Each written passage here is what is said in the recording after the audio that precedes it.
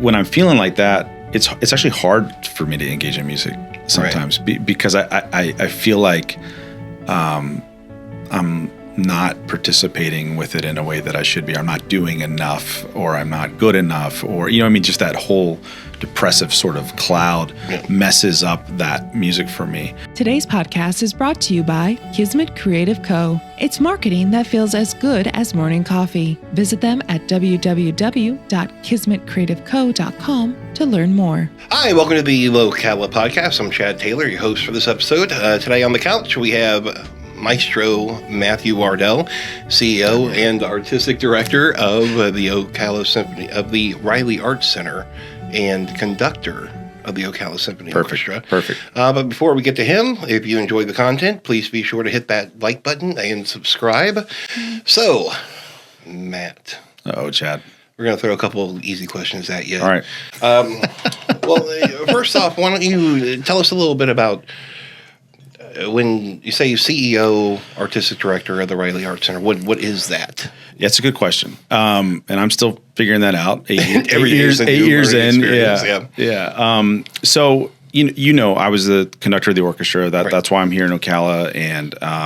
And then we used to play we were sort of nomadic and played at different places and needed a home. So when the opportunity came to possibly build the Reilly Art Center in the Old City Auditorium, we took that. And then it just kind of made sense, since we were kind of managing it, that I would sort of assume some of those management responsibilities. I didn't know then what you've gone through, and very well that running a theater is people forget it's a business. It's a business at the end of the day. 100%. And so now my role, apart from the symphony, is really just managing a team of really, really great people. I'm there. I'll make some decisions, but really I'm just making sure that everything's kind of moving. How many staff do you have now? So between the Reilly and in the Marion now, we're probably about 34, 35 people. And that's, those are bartenders, those are concessionists, those are everyone else. Well, that's a bit of growth from whenever you first started. How many years ago did you take over? 14 years ago at the symphony, and we had me and a half-time executive director. So. Okay, and then whenever you took over the Reilly, that was what year? It was 2015. Okay, 2015. So 2015. So I remember whenever you first got in there, it was yourself, Pam, and Evan. Evan was there. Evan, and you were there. I would randomly come in and get put to work. We didn't pay you, but you worked but there. I wasn't technically an employee. I was just a sucker who loved the cause. It was awesome. We need more people like Chad. Yeah, we need more people willing to be unpaid. So that's a heck of a growth in just a couple of years. And it seems like you're adding new people all the time. Yeah, and some of that people come and go, as people do, and some of that's filling in. But a lot of times it's just where we get to the point. When we first started, we thought we would do 25 shows a year, including the 15 or so the symphony did. Mm-hmm. And I think in 2019, we're back up to this level now, but in 2019, 2020, before the pandemic, I think we're doing like 140 shows a year or something like that. So it's just time, and then people get burnt out. We got burnt out. Pam and I remember literally the night before opening night, we're putting together IKEA furniture at like 3 a.m. And stuff like that. So it's good to spread that love a little bit out to our staff, and as it's grown, I think we find opportunities to bring people in. And it's required because you have more venues now than you did whenever you first started. Before it was just the main stage, and now you have the Nolan Black Box, and you have the Marion Theater that you're in charge of as well. Yeah. And you just keep growing whether you want to or not. We don't want to anymore. We're very happy. You're good. We're very happy with where we are. So okay. So let's go back a little bit. Let's go back to Child Matt. Okay. Is there a tissue box around? No, I'm just kidding. No, we cry into the shoulder if you need to. Okay. All right. So at what point in your mind did the path diverge that led you to where you are today? Like, where was the path that you're like, okay, well, I can look back and go, this is where Matt Wardell's life took a turn from, a normal everyday life to becoming, not just a CEO, artistic director, and a conductor, but also a professor. Sure. And the 20,000 other things that you do. Yeah. Well, it's definitely all driven by music, and like most kids in America, I joined the middle school band or whatever, Right. at sixth grade. I wasn't a child prodigy or anything like that. But I had some great experiences, and when I moved to Florida in seventh grade, had a great middle school band director, junior high band director, Jim Layton, who I'm still friends with every once in a while on Facebook. I see him, which is cool. But I just really liked music, and I remember when a lot of kids were skateboarding and stuff, which I was just really bad at. I would be in my room, like just looking at music or reading about music or wanting to do. What did you play? I was a percussionist. Which so nothing really. I just banged on things, and but no, and I loved it, man. I actually loved I thought I wanted to be a middle school band director for the longest time, mainly because I had such a affinity for my band director. But it was like that, so I did that for a while. After high school, I had never played in an orchestra yet until after high school. I went to a music festival that summer and played an orchestra for the first time, and basically felt like, oh man, I didn't know. And I remember we played a Verges Symphony Fantastique, and I know I've talked to you about it, but it's literally about a guy who's like in love, and it's unrequited love, and so then he decides to take opium I don't know if it's off himself, as one does in 19th century Paris, and then has these wild trip dream that he accidentally murdered his beloved, and then he's getting marched to the scaffold, and then he wakes up literally in hell, and his beloved is the one, the witch leading the witches all in this big it's crazy. Right. And I remember thinking, oh, that's a little different than what I thought about Beethoven or Mozart. Like, that dude seems like a real dude. Like, they were real people, and at that time, like when you're 17, 18, 19, you've had weird stuff or whatever, that's the time when you start thinking about life. And I remember playing that symphony. I played a part that was for the worst person in the section. That was me. So I just played this chime, and I just remember feeling like I was a part of a whole finally. Like I'd been kind of misplaced, and then we're playing this great music, and I was just doing these little notes, and it just felt like it made everything gel. And I was like, this is awesome. This is what I want to do. So anyways, so that sort of started the orchestral path. Well, what from then you played percussion in the beginning? I did, yeah. Did you add more instruments as you went on? No, I always played. I tinkered at the piano a little bit. I took some piano lessons when I was in 7th, 8th grade. I remember my piano teacher was so frustrated with me because I wouldn't practice like what he wanted me to practice. So one day he was like, well, what kind of music do you like? And I had just seen like Yanni on PBS, which I know you're not supposed to talk about Yanni these days. He's done some things, but I remember I was like, oh, Yanni. And my piano teacher was like, oh my God. Like I saw like Head and Hands, but then he told me something that I've never forgotten. He said, you can learn something even from the worst teacher. You can learn something. He wasn't talking about something. Yanni wasn't Beethoven or Mozart or something to him, but he was like, well, what do you like about him? I was like, well, I like this about his music, and then so that was a cool thing that I've always taken, like even from someone who you think, God, this person's not doing a good job, you can learn from that. And so I remember that. And so I played a little piano, to answer your question, and that was about it. I never played anything else other than percussion, marimbas, drum set, all the percussion, and then a little bit of piano. I can play a couple of chords on the guitar, and that's about it. I can play Edelweiss on the clarinet. I learned that somehow. Which honestly I think is a little inspiring for people that love music in general, in the theory of it, and worry that because they don't play every single instrument that they can't know about the instruments and can't, help guide people along where they need to go with things. It's the same thing with honestly, I think with like a great coach or a great mentor or a CEO or a consultant, that you don't necessarily need to know which keys do you push down to make an F sharp. Right. But if I can describe the sound we're looking for, if I can listen, like really listening is what I think good conductors do really well, is they listen and then describe what I'm hearing and describe maybe how I think it could be a little bit better. And then what's great about, I remember when I got interviewed for the Ocala Symphony job, I was 26 then, and the board, it was down to 2 or 3 people. And I know I was much younger than the folks I was going up against.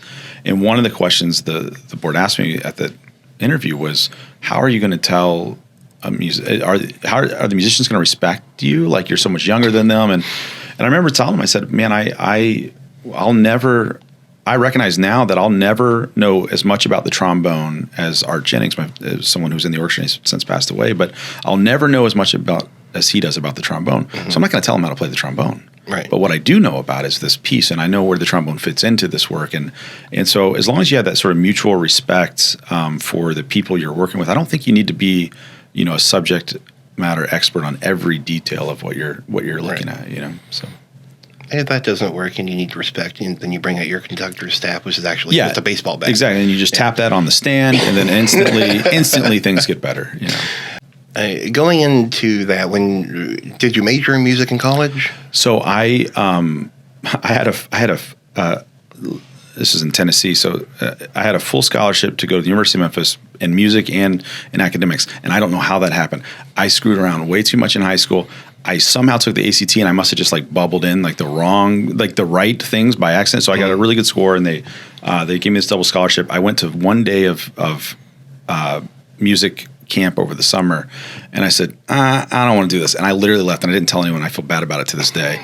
I mean, they found out, obviously, because I didn't show up. So that's when I moved back to Florida from Tennessee at that time, and played in a band for a year and a half. And then eventually, I was kind of tired of the 4 a.m. smelling like smoke, getting home, and the whole situation. So I just emailed UF, and I was like, hey, I want to come to school, And so I started, and I did do music. I started with music there. Okay. And through UF, you went from being a student, to being a teacher, correct? Eventually, I was a grad assistant there. So I worked.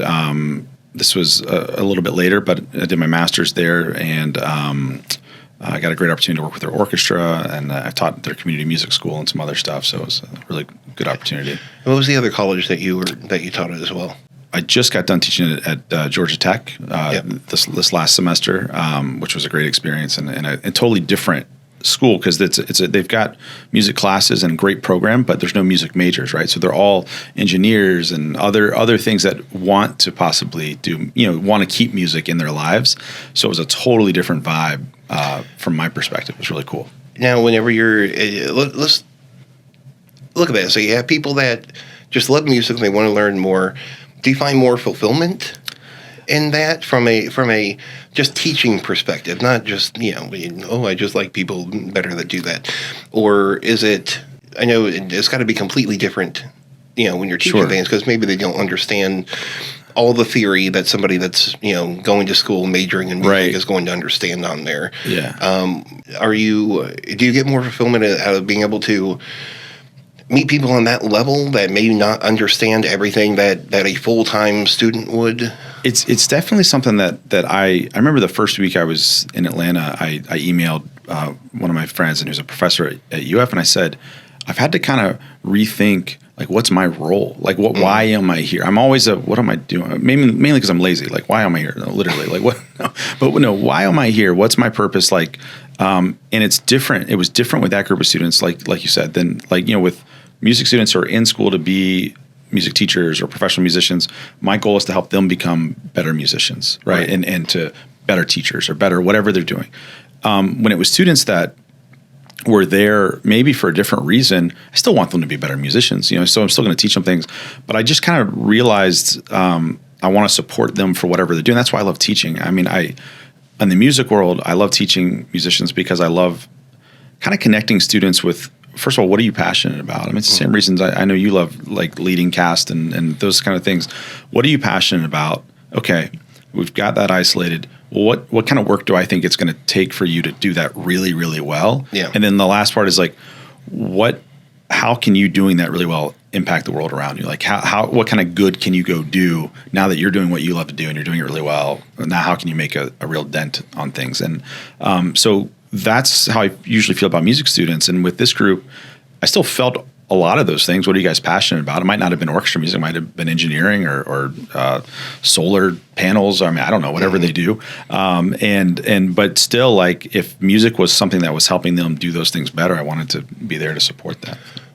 Well, what good can someone do? Let's say if somebody plays the oboe, what good can they do? Man, there's so many things you can do, and music is this great art that we can do together, and it really is something that should be done together with other people. So, I just interviewed someone a few weeks ago who's on our young artist concert that I'm doing in a couple weeks, and his name is Jay Julio, and he's in New York, and he was just telling me all the things that he was doing as a young person, like in the neighborhood where he was staying, getting other kids to play music, all those kinds of things. I think about Ocala and such a great community, and it is super supportive of the arts, but sometimes was felt, and you know this, sometimes it took a little bit to crack in or figure out where do I go.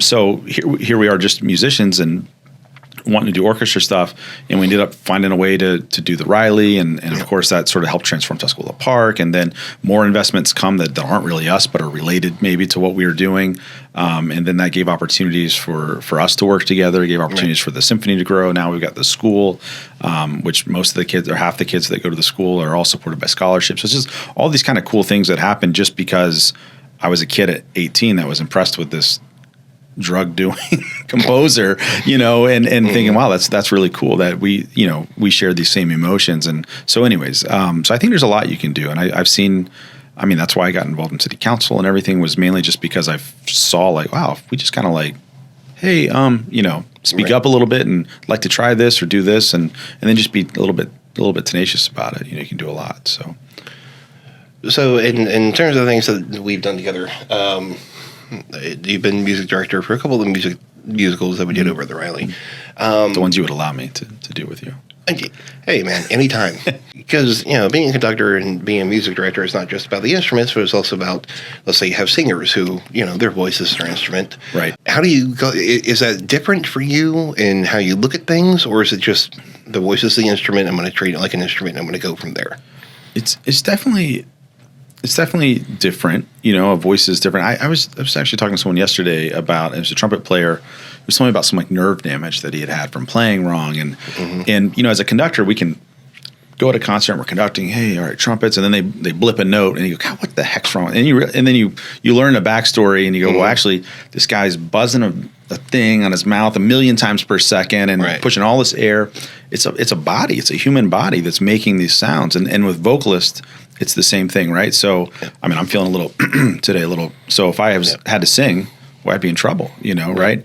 So there's some compassion there that I think we all have to have. And then everyone's still just people, right? So whether I'm working with singers or instrumentalists, like, did you have a good day? Like, that's going to affect, maybe the way you're playing and what's going on. And so I always try to work with everyone with that sort of a little bit of compassion. Doesn't mean we don't get frustrated sometimes and stuff like that, but you always leave room for that. At Kismet Creative Co., we do one simple thing very well. We listen. We listen to your goals and needs for your business, and then intuitively create strategies that achieve those goals while also addressing any blind spots or untapped markets. Kismet started because we believe all people deserve access to good quality marketing regardless of their budget. As you grow your business, we grow with you. It's Kismet. Now, you have a concert coming up in 2 weeks. Let's say the week of the concert. Right. Okay. Take me real quick, day by day, of all the different duties that you have as conductor and CEO and all that. What does your week look like from, the Sunday before opening leading to, the Friday of opening night? Sure.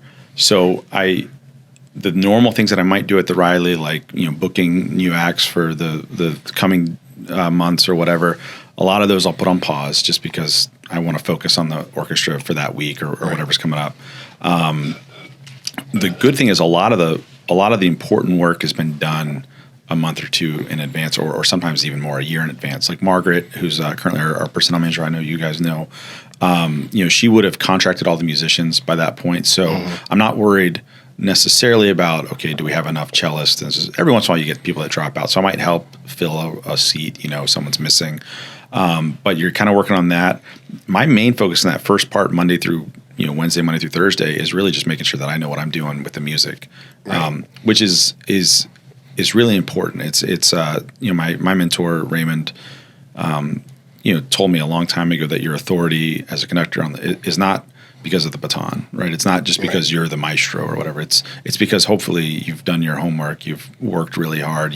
It's knowledge and then that's where you get that respect to the musicians. So I'll spend that first few days probably procrastinating finding things to do other than that's when I clean my house. That's when I do all those, even though I know I need to be studying. And so then eventually I'll get into the scores, and which I had already probably studied a month or two before or longer, but that week's really important that I'm really just diving in.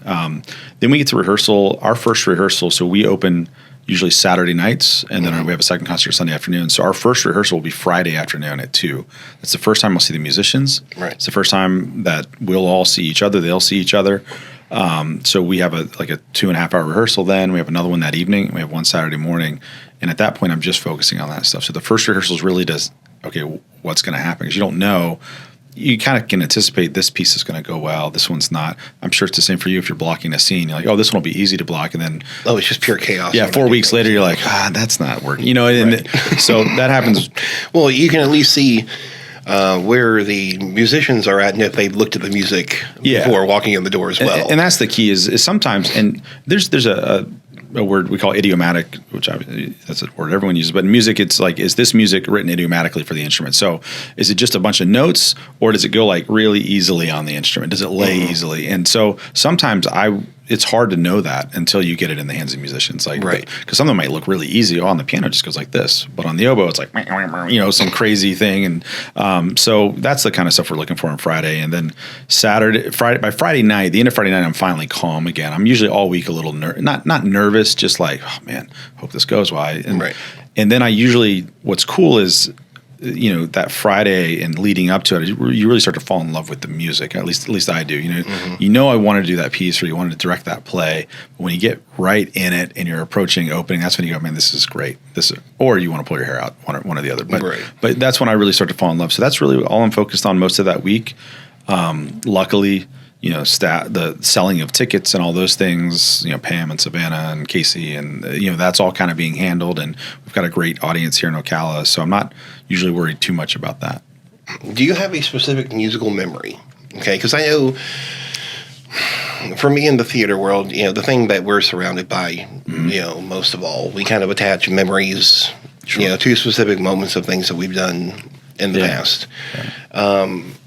What are kind of 3 of your most powerful musical memories on there, where you can kind of tie a moment in time to a piece of music? Yeah. On there, I think the first one would be that Berlioz I talked about earlier, just because it was the first time that I connected, like the way we feel, like now, the we that's in us, whatever this is, with the way other people feel. You know what I mean? That we are kind of all the same. We are all in the same. And I'll never forget that symphony, that week of us working on that piece, and then the performances, it all really coming together to what I finally felt, because I've always felt, but on St. Patrick's Day, I've always been the kid that didn't wear green, or forgot to bring my pencil, or did my homework for once and then left it at home. So I've never felt like fitting in. And I remember that experience, I finally felt like I belong somewhere here. So that was really fun. I remember the first time we did Beethoven 9 with the Ocala Symphony. That was a neat experience. It was the first time I conducted. Beethoven 9 is one of those pieces that, as a classical musician, is kind of up on a pedestal a little bit. And I remember once we performed that, I remember leaving we were actually, I think, at Queen of Peace at that time, and I remember leaving not the stage, but the altar area, and going to the back and just being like, man, I was just really an emotional kind of moment that it was finished, and it felt really good and fun. And then I have so many, and I'm not just saying this because you're here, but the things that we've done together, the theater works that we've done together, I love working on the stage. I love it. It's a more of that connection between people, and especially when there's words involved, and in all the things we've done, whether it's anything, but I think of Sweeney Todd a lot, and I think about even Avenue Q, where I wasn't necessarily a conductor, but you were in the booth getting all the sound cues wrong. Yeah, exactly. Yeah, doing the best I could to make your job hard. Oh, that was so much fun. Yeah, that was awesome. But I love those shows, and I love seeing people falling in love with what they do. I was talking to someone yesterday, and again, it's not super specific, but one of my favorite things is when the concert's over, I love hearing people just talk. Like, I don't want them to know I'm there, but I just love them going like, oh, did you hear that one piece? Oh my gosh. Oh, I thought that flute was going to catch on fire. Blah, blah. I mean, they say wild things, and I just love the energy and the chatter because I know that you've given something away. Right. Well, that's why I always would, after a show, go out to that front bench out there, and I just listen to people what they thought about the show out there. And 9 times out of 10, you know, I was always in the background. I wasn't the conductor on the stage all the time, but I'm sure you might do this whenever you're not conducting a show, is you'll just kind of try and fade into the background a little bit, just so you hear people's real thoughts. And the thing I like about theater is people feel like they can react, you know, whereas symphony people, you know, there is a certain holiness, you know, to a live concert, unless you're specifically trying to be, you know, silly with something. But people, I don't think, you know, really feel like they can, you know, audibly react you know, during a piece of music or something. Whereas theater, they just go nuts all the time, you know, especially if you encourage them to do so. Are there any pieces where you felt like you got a bigger reaction than you were expecting, like during the actual playing of it, or are you just so focused on that piece of music that you don't really know what's going on at the time? Yeah, you know what I think? What I really love, especially about the audience that we've sort of built here in Ocala, is they know us really well. They know me. They know I'm not a monocle and top hat. Well, you have coffee with the conductor, and you have talkbacks, but before shows. Yeah, exactly. So they're familiar with us. We don't feel, you know, that divide that you feel when you go to some orchestras where that's the musicians and the conductor who doesn't even talk. You know, he just comes out and looks at you and then turns around, or she kind of just goes away when it's over or whatever. We're not quite like that. So I'm always. There's times when actually we did a film music concert the other week, 2 or 3 weeks ago, and we did music from The Bride of Frankenstein, and there's some parts of it that have like the electric sounds from and I could hear the audience like reacting and laughing and I mean enjoying that, you know, or also when we've done one of my favorite little recordings, we did some music for The Hunchback of Notre Dame, the Lon Chaney, 1920. 3 maybe. Anyways, 19. Yeah, I'm not going to say it again. I don't know, 23. But but I have a recording of that, and there's this one part where we're playing, and I can hear specifically 2 people that I know laugh, like because it was a cute part where these like rats come out and stuff. And I remember my friend Alan, like this funny laugh that I'm like, I know that's Alan. Like and it's just a kind of a cool thought, you know, when you hear those reactions and stuff. We don't get it often. There's sometimes where you. The wrong reaction. Not the wrong. Wrong's a bad word in this context, but the reaction you didn't expect, right? You know, so you might end something and God, it was about death, and you're just like, you know how you take these things on as because conductors are a lot like actors that you try to become that thing, and you know you're done and you're like, oh man, and then someone's like, oh, that was so beautiful, gosh, and I'm like, all right, I'm dead. Just hang on, give me a second, you know, like you know, but that's what I love about music is we all can hear. Same thing with theater works and visual art. We can hear and see kind of from our own perspective. Right. I always tell this story that in D.C. in the Portrait Gallery, one of the Smithsonian museums, there's at the end of a hallway there's this it's a copy of it, but they had made this a man had made this sarcophagus statue to go with his wife's tomb, and it's this dark black sort of shrouded figure that you can't quite see his or her face. You don't really know a lot about it. But I remember the first time I went to DC about 15 years ago, I saw that and I was really taken aback by it. And it's off the beaten path a little bit as you're going through there. You know, you're going through there to find the George Washington picture and some of the folk art and stuff. So it's kind of down a hallway and you see it. And I remember I felt a certain way about it. And I've gone to DC 4 or 5 times since then, and I always go back there and I see that same piece. I seek it out now. Every time I've seen it, I felt differently about it. Every time I've seen it, I felt like it was saying something different. And you start to realize, like, it's not. It's a piece of marble. It's not changing. Right. You're changing. You're changing in the way you feel. And I think music is like that, and great art is like that, and that we ourselves, you know, gets applied to whatever that piece is. You know, I think it's a good way of putting it. Just say, you know, it's the purpose of art and to make people feel a certain way. Yeah. It's art. It's almost a tool too to process whatever you're feeling in those times. So.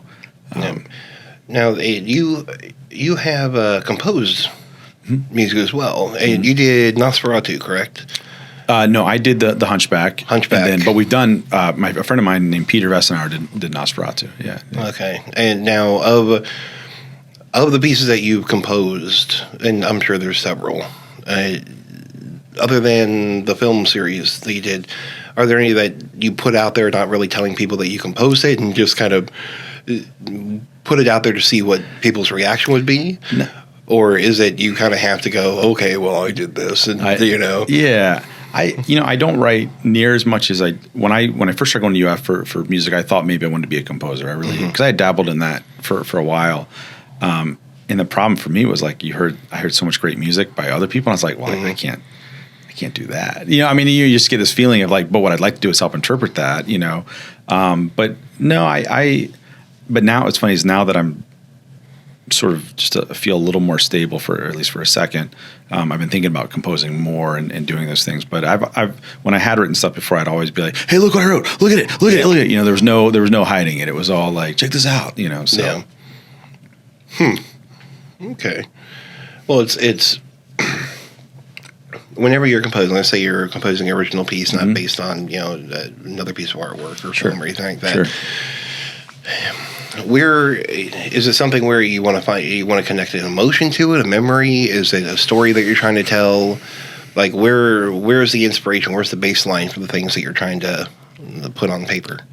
Yeah, that's a good question. I think it depends. I've always been really moved by programmatic music, so music that tells a story or that it has some sort of external context. But sometimes you just write. My favorite thing to do when I'm not feeling great, and we've talked about this before. I deal with depression and anxiety and some things, and is to go sit in front of the piano and just play. And that's not for anyone, right? That's just me, and it's not a symphony. It's not some grand piece, but it's something. That's when you're just playing, and sometimes you don't even know. I don't even know what's going to come out or where I'm going to go, but that's sort of pure emotion or pure trying to speak through whatever you're doing, writing or playing.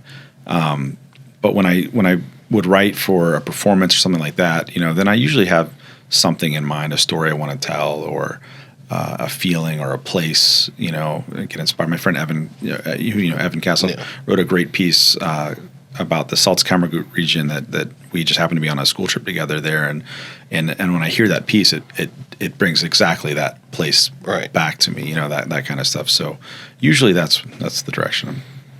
Since you brought it up, and if you don't mind me asking, I remember a long time ago I had a friend whose mom was a psychologist, and she goes, "Oh, this is Chad, who's the artistic director of Insomniac Theater." She goes, "Oh, you're in theater?" And I go, "Yeah." She goes, "What mental illness do you have?" Yeah. So I'm sure because you know a lot of artists, you know a lot of people in that space, and you and I have talked, personally about problems of mental health and things like that. There's always highs, there's always lows. You never know what it is. Music as expression. Right. Okay, especially when you're dealing with, let's say, the lows of things. And only speak to what you're comfortable with on this. Do you find that when you're on the lower side of the swing that you fall heavier into music, or is it sluggier? Is it harder to get into it? That's a really great question. I think for me it's when I'm really feeling depressed or low, and I go I'm relatively manic sometimes, but for once I get in that funk, and I tell my friends I've got the nervosa, and they all go, "Okay, we understand. Today's one of the days, and I know that's not a medical term, but when I'm feeling like that, it's actually hard for me to engage in music sometimes because I feel like I'm not participating with it in a way that I should be. I'm not doing enough, or I'm not good enough, or just that whole depressive sort of cloud messes up that music for me. And that's why I kind of like sometimes just going to the piano, because that's not that. That's just me just, but what does this sound like? You know, just this kind of thing. When I'm on the opposite, when I'm on that sort of really upswing of feeling really good, I get a lot of work done. I mean, I get so much work done. And I don't know if you work like this too, but I work in spurts, and it's why sometimes I'll avoid sending emails for like weeks. I'll pretend I don't want to look at it. And then all of a sudden you'll get 45 emails from me at 2 a.m, you know, or whatever.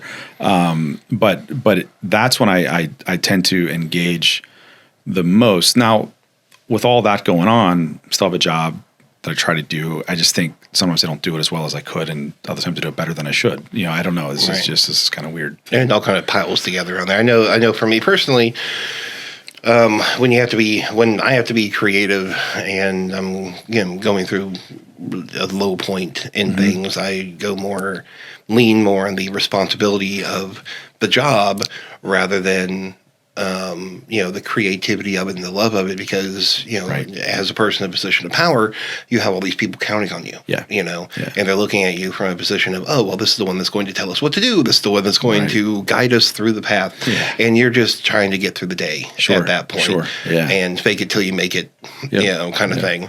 When you're going through, the highs on things, do you still feel that attachment to the creativity that you're doing whenever you're in manic work mode, or is it just you have all these things that you feel like you've left behind and you're just trying to get caught up with everything? Because it is a cycle, no matter what. We're in the highs and then we go down to the lows and then we go back into the highs for again. sure. For sure. And I think we've discussed before this thing where we feel like we're letting people down if we're not on all the time. Every There's day. no way. There's no way to be on all the time. Right. With it. But is it something where would you rather be, always productive, or be able to sink a bit and be more receptive to what you're feeling and be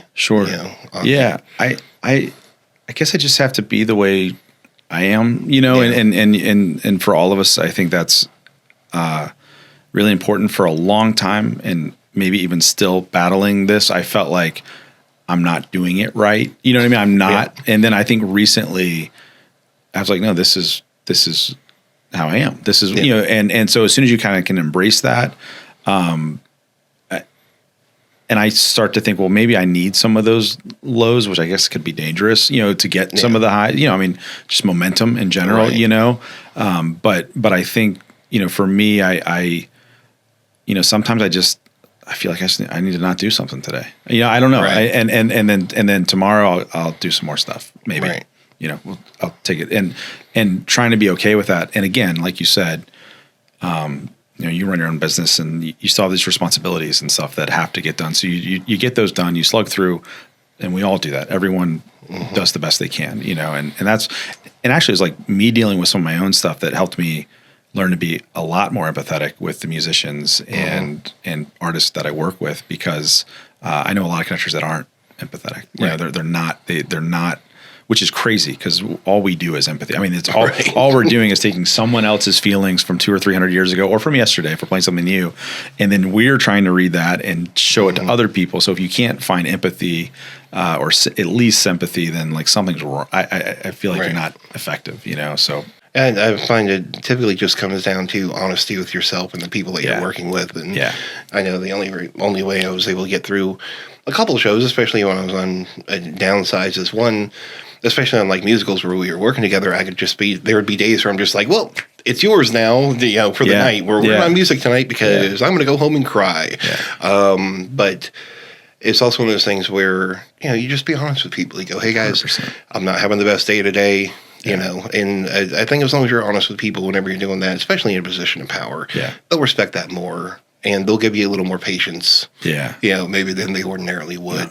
100%. And I think, with mental health in general, obviously the obvious stigma of talking about everything, we don't often want to do that, right? We don't want to say, hey, I'm feeling a little bit of anxiety today, For instance, a few weeks ago, Larry and Robin and the Giant, Larry was playing the accordion, and he tried to get me to do the chicken dance in front of about 40 people. And I said, Larry, And I was like, I can't. And he's like, no, come on, everyone does a chicken dance. And I looked at him with this look in my eyes. I said, Larry, I'm freaking out right now. Like, I can't. Like, and he's like, and the recording goes like that. It was so funny. And he's like, I'm so sorry, man. I was like, no, it's okay. And then I just had to walk away. Yeah. But anyways, like, I think that's a silly story. But the idea is like, just trying to find ways to be able to tell people, I'm not having a great day.